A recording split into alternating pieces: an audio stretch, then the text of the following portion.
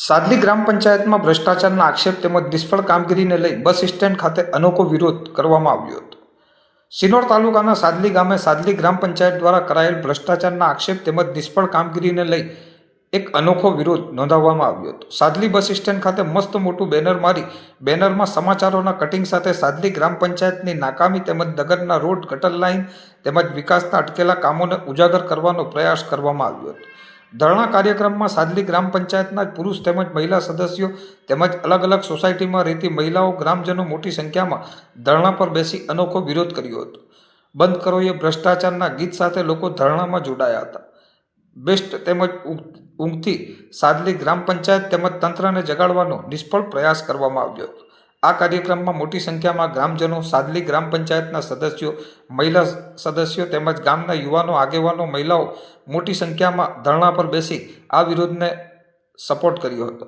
હવે જોવાનું એ રહ્યું કે તંત્ર આ મુદ્દે શું એક્શન લે છે કે પછી તેરી બી ચૂપ ઓર મેરી બી ચૂપ થાય છે, તે તો હવે આવનારો સમય જ બતાવશે। નીલોફરબેન ઇમરાનભાઈ રાઠોડ, મેં કેટલી વાર પંચાયતમાં જઈને આવી, 4 થી 5 વખત અમે ટોળું લઈને ગયા પણ કોઈ ધ્યાન જ નહીં આપતું ને કોઈ રોડ બનાવવા રાજી નહીં। આજે 7 વર્ષ થવા આવ્યા, કોઈ રોડ બનાવવા જ રાજી નથી। કેટલી વાર કહેવાનું, છોકરાઓને બાલ મંદિર લઈ જવા હોય, મોકલવા હોય તો પણ અમે ગભરાઈએ કે કિચડમાં કેવી રીતના જવાનું, અમારે આવું ના ચાલે। એકતાનગર સોસાયટીમાંથી નીલોફરબેન ઇમરાનભાઈ રાઠોડ, વોર્ડ નંબર 2 નો ચૂંટાયેલ પ્રતિનિધિ છું।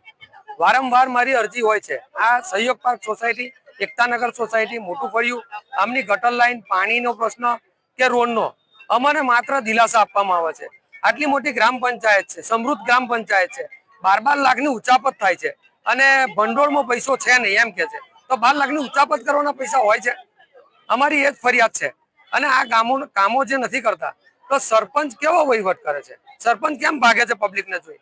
સરપંચને જો ગામમાં રહેવાનો ટાઈમ ના હોય તો એને એ પણ હક નથી કે સરપંચ પદે રહી શકે।